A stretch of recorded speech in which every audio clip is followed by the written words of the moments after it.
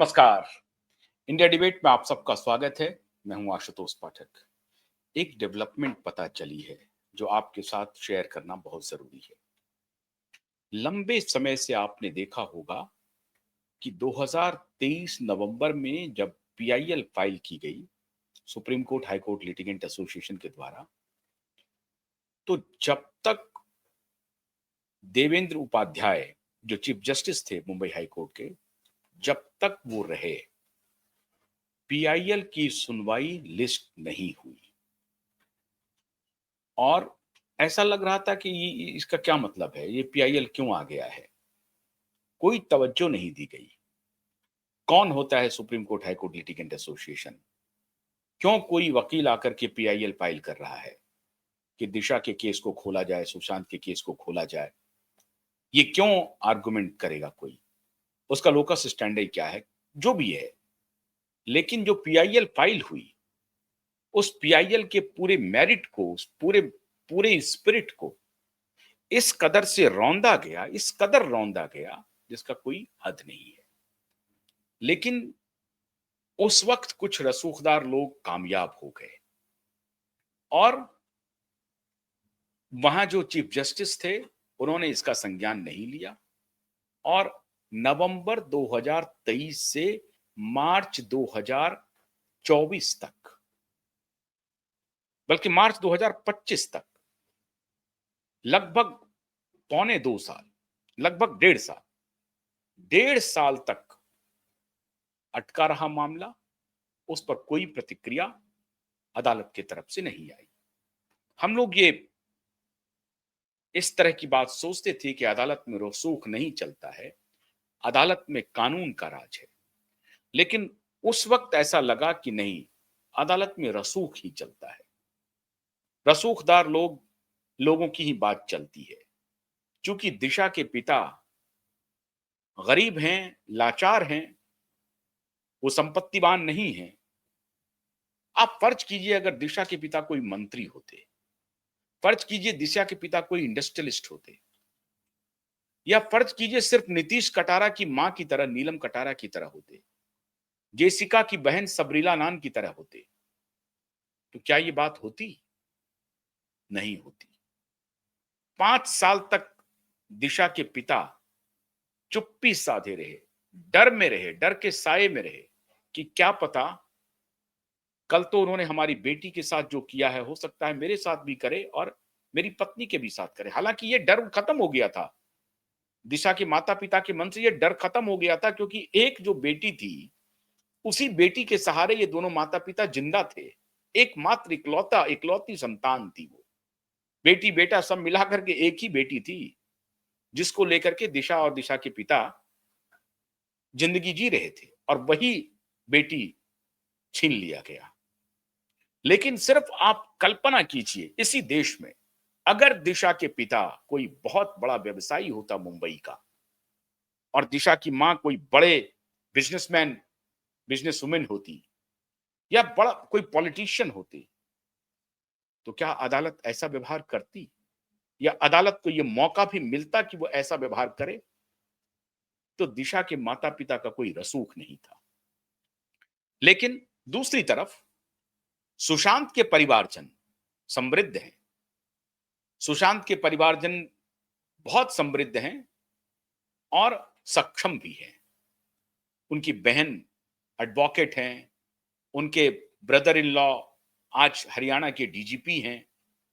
तो इस तरह से उनके रसूख में कोई कमी नहीं है। वो चाहते तो ये काम कर सकते थे, लेकिन वो इंतजार कर रहे थे सीबीआई की रिपोर्ट का, क्योंकि उनके हाथ बंधे हुए थे। जब तक सीबीआई इन्वेस्टिगेशन की कोई रिपोर्ट नहीं डालती, तब तक वो क्या कर सकते थे? ये कर सकते थे कि अदालत में जाकर के ये अर्जी लगा सकते थे कि सीबीआई अपनी जांच को जल्द से जल्द पूरा करे और इसके बारे में हम लोगों को बताए। खैर, उसके लिए सुशांत के परिवार ने वक्त दिया सीबीआई को, और सीबीआई ने अपनी रिपोर्ट दे दी। तो सुशांत का परिवार और दिशा के परिवार में जमीन आसमान का फर्क है, और इसीलिए हमने ये लड़ाई दिशा के परिवार के लिए शुरू की। सुशांत के परिवार तो है ही है, वो खुद भी सक्षम है। हम तो सुशांत की लड़ाई लड़ ही रहे हैं। अगर सुशांत के परिवार वाले नहीं भी आते तब भी हम लड़ते रहते और तब भी लड़ेंगे। लेकिन चूंकि वो सक्षम है, तो वो भी अदालत में जाएंगे और जा रहे हैं। ये सब कुछ हो रहा है। मैं आज इसका जिक्र क्यों कर रहा हूं? आपके सामने ये दृष्टांत है कि दिशा के परिवार वाले लाचार, बेबस, बेसहारा हैं। इसीलिए उस बेसहारा की जो पीआईएल थी, उसको अदालत ने संज्ञान में लेना भी उचित नहीं समझा। ये भी नहीं कोशिश की कि भैया कौन पीआईएल आया जरा देखें। कौन है? कौन है उनके माता-पिता कौन है? और ठीक है, उनके माता-पिता तो अभी आए नहीं है, कोई तीसरे लोग आ गए हैं पीआईएल के लिए।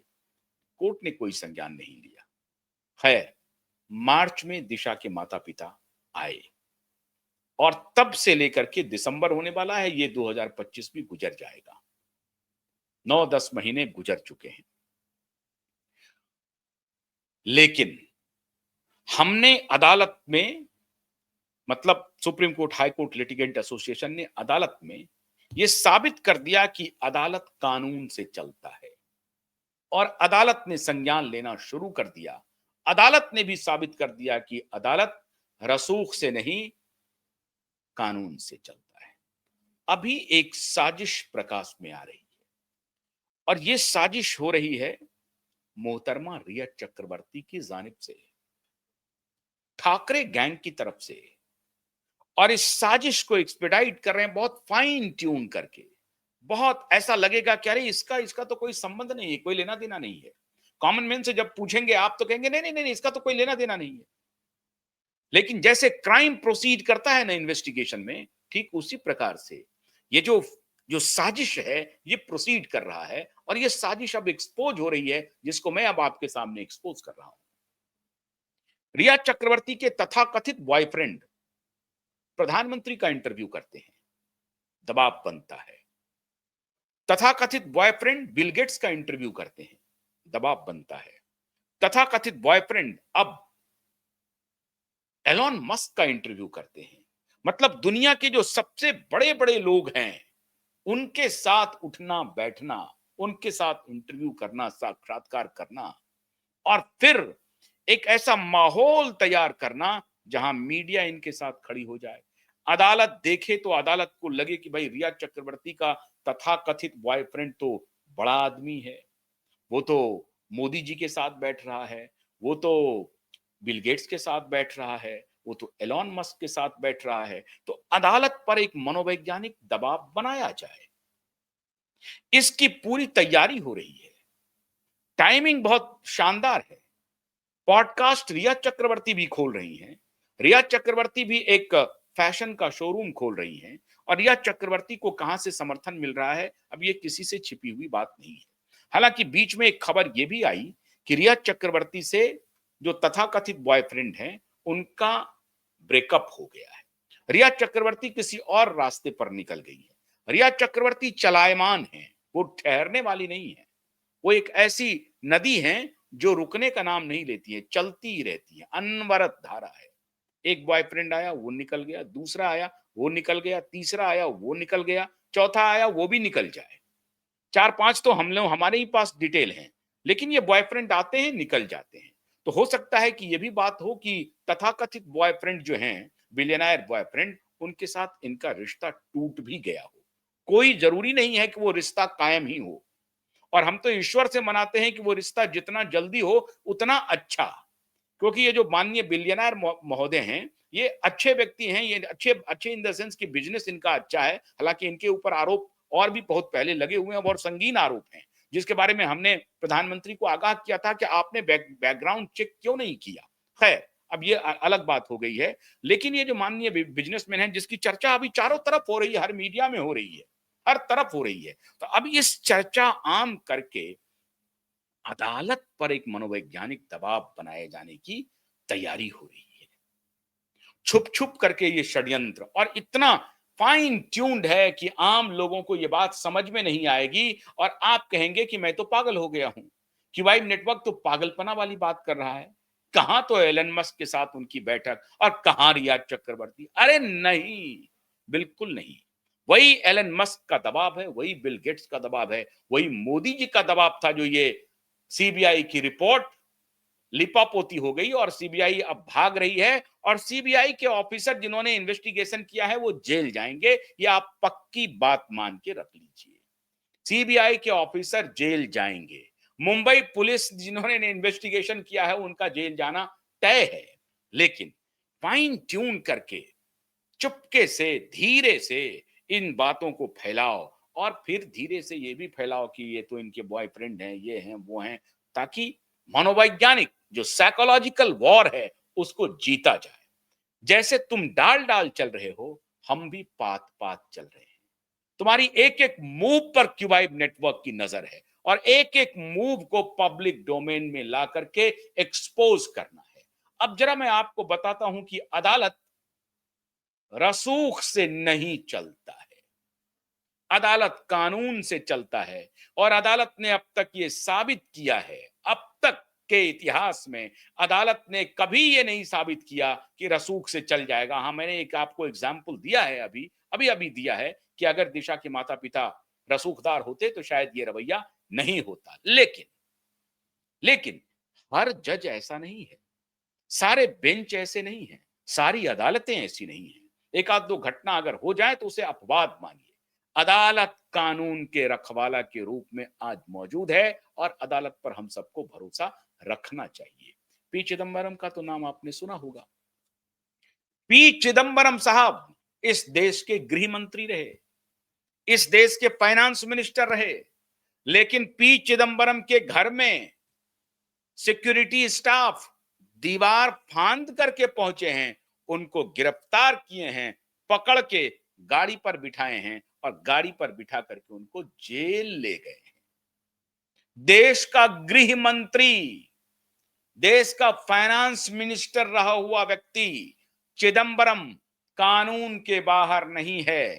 कानून का जब डंडा चलता है तो पुलिस वाले पहुंचते हैं, और उनको वही जो उनके बॉस हुआ करते थे कुछ दिन पहले उनके एक फोन पे जो पूरा देश थर्राने लगता था, पूरा एडमिनिस्ट्रेशन थर्राने लगता था, पुलिस महकमा तो उठ बैठ करने लगता था, वही पुलिस महकमा का अदना सा पुलिस ऑफिसर अगर गेट नहीं खोलता है तो दीवार फांग करके माननीय पी चिदंबरम साहब को हथकड़ी लगा करके जेल ले जाते हैं। ये और बात है कि वो जब दीवार फांग गए तो उन्होंने कहा कि हथकड़ी मत लगाइए, हम खुद ही चलने के लिए तैयार हैं, तो हथकड़ी नहीं लगाई। लेकिन उसी जिप्सी में, उसी वैन में, पुलिस की गाड़ी में, मामूली पुलिस की गाड़ी में, जो कि जिनके लिए तो पता नहीं क्या गाड़ियां हो नहीं हो सकती, हालांकि चिदंबरम साहब दिखाने के लिए तो मारुति की गाड़ी से चलते हैं, लेकिन इनके लिए तो कौन मर्सिडीज, कौन बीएमडब्ल्यू, सारी गाड़ियां उपलब्ध हो सकती हैं। लेकिन माननीय पी चिदंबरम साहब को पुलिस की गाड़ी में जाना पड़ा। इससे बड़ा तो रसूख नहीं हो सकता है ना, कि हो सकता है? आप बताएं, इससे बड़ा रसूख हो सकता है क्या? नहीं हो सकता है ना। जो गृह मंत्री रहा हो, जो फाइनेंस मिनिस्टर रहा हो, एक देश का, भारत जैसे देश का, उनको पुलिस ने कानून के लिए गिरफ्तार किया। जयललिता जी का नाम आपने सुना होगा, मुख्यमंत्री रही थी, पुलिस ने गिरफ्तार किया। करुणानिधि मुख्यमंत्री रहे थे, पुलिस ने गिरफ्तार किया। अब आप कहें कि पॉलिटिकल वेंडेटा, बात वेंडेटा का नहीं है, बात है कि कानून उसमें अप्लाई हो रहा है कि नहीं हो रहा है, कानून उसमें अप्लाई हो रहा है कि नहीं हो रहा है। जयललिता जेल जा सकती हैं, अभी हेमंत सोरेन जेल जा सकते हैं, केजरीवाल जेल जा सकते हैं, अनिल देशमुख जो आप महाराष्ट्र के होम मिनिस्टर रहे हैं, वो 2 साल जेल की हवा खा करके आए, 2 साल। केजरीवाल जी साल भर से ज्यादा जेल में रह करके आए हैं। मनीष सिसोदिया जी मंत्री थे, जेल में रह के आए हैं। जैन साहब मंत्री थे, जेल में रह करके आए हैं। हेमंत सोरेन मुख्यमंत्री थे, जेल में रह करके आए हैं। जयललिता हो, करुणानिधि हो, कौन नहीं जेल की हवा खाया? और ये जेल की हवा ऐसे नहीं था कि उनको बुला लिया, चाय पीने के लिए चले गए, नहीं, कानून अप्लाई हुआ, और कानून के आधार पर उस व्यक्ति को उठाया गया और जेल की हवा खानी पड़ी।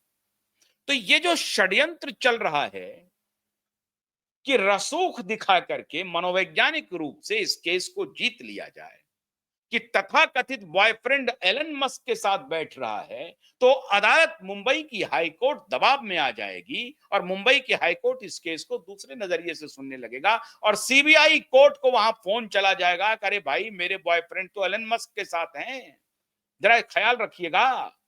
नहीं, सीबीआई कोर्ट एलन मस्क को नहीं जानती है, सीबीआई कोर्ट बिल गेट्स को नहीं जानती है, सीबीआई कोर्ट प्रधानमंत्री को भी नहीं जानती है। सीबीआई कोर्ट सिर्फ एक बात को जानती है, कानून क्या कहता है, और कानून ये कह रहा है कि सीबीआई ने जो क्लोजर रिपोर्ट फाइल किया है उसमें जो सपोर्टिव डॉक्यूमेंट्स हैं, ये डॉक्यूमेंट्स उपलब्ध क्यों नहीं हैं, और अगर उपलब्ध नहीं है तो जो प्रतिपक्ष है जिन्होंने फाइल किया है केस, उनके वकील को वो सपोर्टिव डॉक्यूमेंट क्यों नहीं पेश किए गए हैं।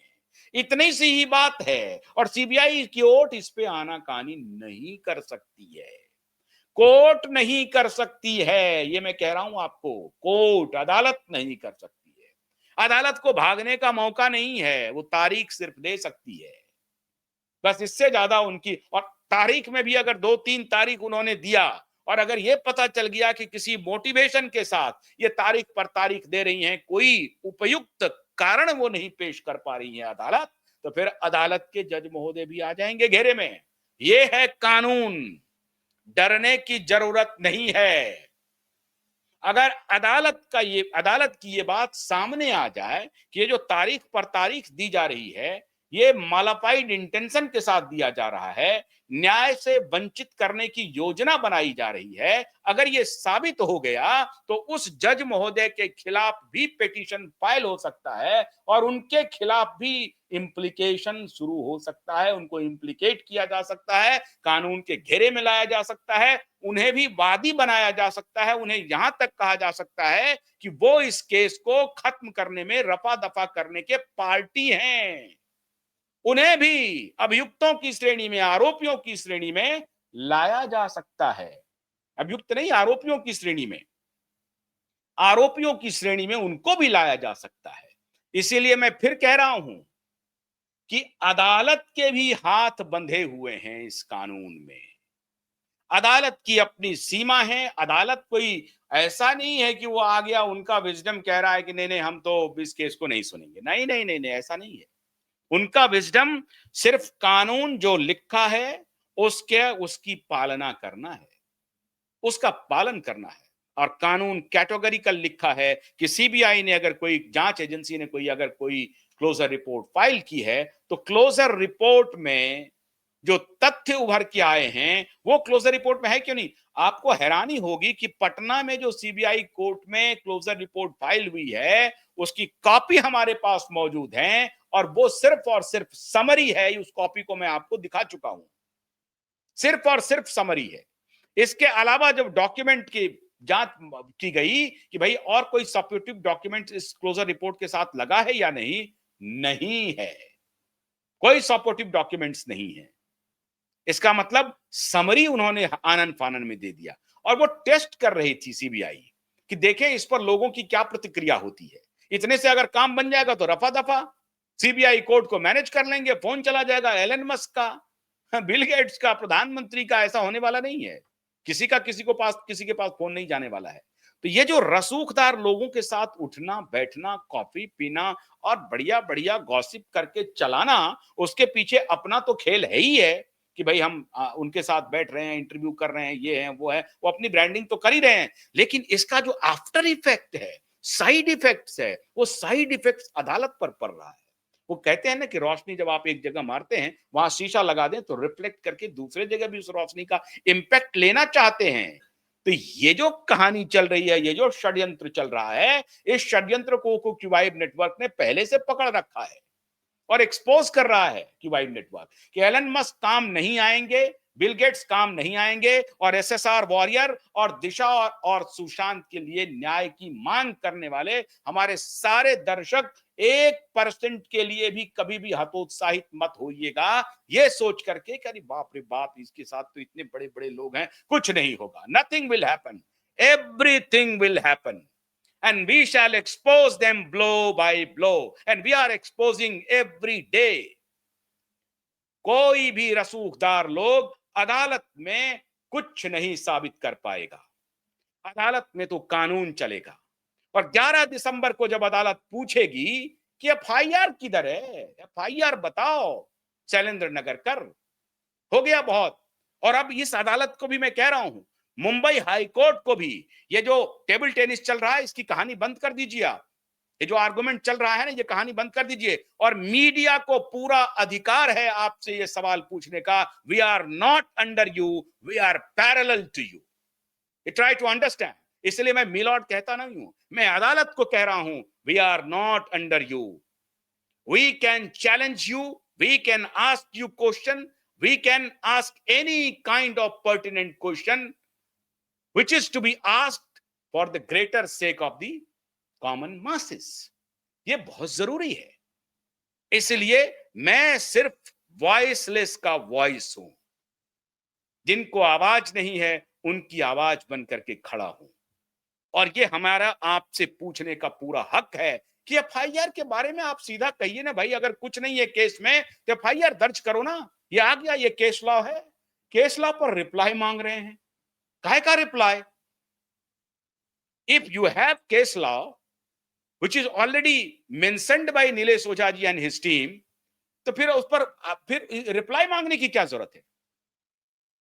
क्या रिप्लाई मांगा, क्या रिप्लाई दिया उन्होंने? चलिए आपने रिप्लाई मांग लिया, मैं तो कह रहा हूं कि रिप्लाई, हमारे सारे दर्शक पूछ रहे हैं कि रिप्लाई क्यों मांगा जा रहा है? केस लॉ है ना, तो चलिए आपको लग रहा है कि चलिए एक बार उनका सुन भी लेते हैं। सुन लिया एक बार में भी रिप्लाई नहीं दे पाया, वो बार बार समय मांग रहा है आपसे। तो सीधा सीधी 11 दिसंबर को अब समय की जरूरत नहीं है। 11 दिसंबर को आपको ये देना चाहिए। ये डिमांड जस्टिस की डिमांड है। Justice has to be seen also, not only delivered. Justice has to be seen, ताकि लोगों का भरोसा आपके ऊपर रहे। मार्च से लेकर दिसंबर हो गया, 9 महीने चले गए, तो 9 महीने में खाली यही चल रहा है, ये फुटबॉल चल रहा है। तो कहीं तो अकाउंटेबिलिटी होनी चाहिए। लेकिन कोई बात नहीं है, हमें आपके ऊपर भरोसा है।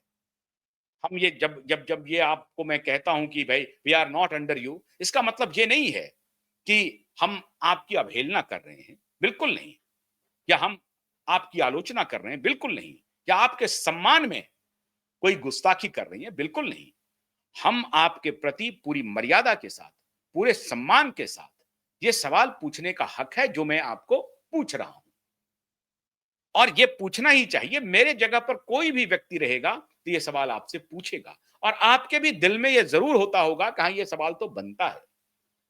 तो खैर कोई बात नहीं है, केस लॉ पर आपने रिप्लाई मांग लिया है। रिप्लाई उसने कोई सेटिस्फैक्टरी दिया नहीं है। मैं उम्मीद करता हूं, हम सभी उम्मीद करते हैं कि 11 दिसंबर को आप एफआईआर रजिस्ट्रेशन के आदेश जरूर दे देंगे। और अगर नहीं देंगे तो कम से कम उसकी सेटिस्फैक्टरी आंसर आपके पास होगी। इनको एफआईआर का आदेश दे दीजिए।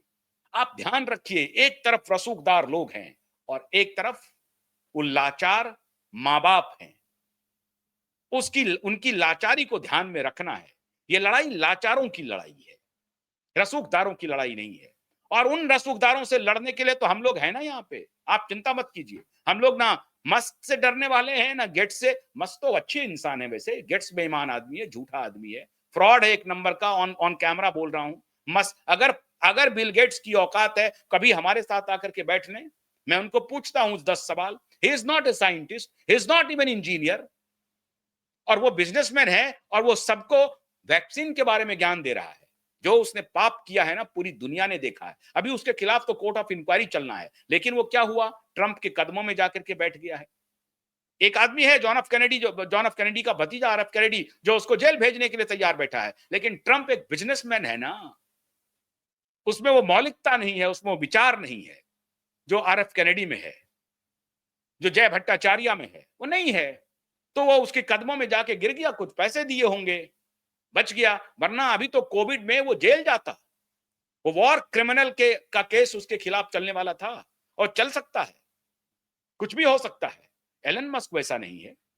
एलन मस्क को मैं वैसा नहीं मानता हूं। एलन मस्क ने कोविड के दौरान जो लड़ाई लड़ी, जो ट्विटर खरीदा उन्होंने, सिर्फ इसीलिए खरीदा, पूरी दुनिया जानती है कि क्यों खरीदा, कोविड के दौरान क्यों खरीदा। पता नहीं आप टेक्नोलॉजी के लोगों को मालूम भी है या नहीं है कि ट्विटर की खरीद क्यों की एलन मस्क ने। ट्विटर की खरीद एलन मस्क ने इसलिए क्योंकि कोविड के दौरान जो ये प्रोपेगेंडा चला रहे थे उसके खिलाफ एलन मस्क लगातार ट्वीट कर रहे थे और इनके ट्वीट को टेक डाउन किया जा रहा था।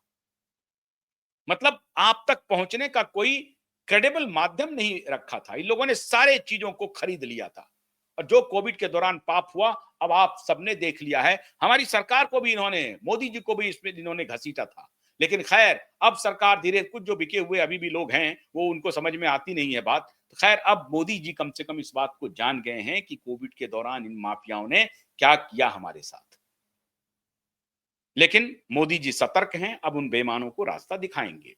इसलिए ये जो रसूख का जो इस्तेमाल करने की बात हो रही है, और आप सभी कहीं घबरा ना जाएं, कहीं परेशान ना हो जाएं कि नहीं नहीं वो तो एलन मस्क के साथ बैठ गया, अब क्या यार, कौन सा अदालत। बिल्कुल नहीं घबराना है। वो एलन मस्क के साथ बैठ जाए या स्वयं किसी के साथ भी बैठ जाए, होना कुछ नहीं है। अदालत कानून से चलेगी, अदालत में रसूख काम नहीं करेगा, और अदालत को ये सब बात हम लोग मीडिया के माध्यम से बता रहे हैं और अदालत के परिसर में भी बताएंगे, कोर्ट में भी बताएंगे, कोर्ट रूम में भी बताएंगे। इसलिए विचलित होने की जरूरत नहीं है।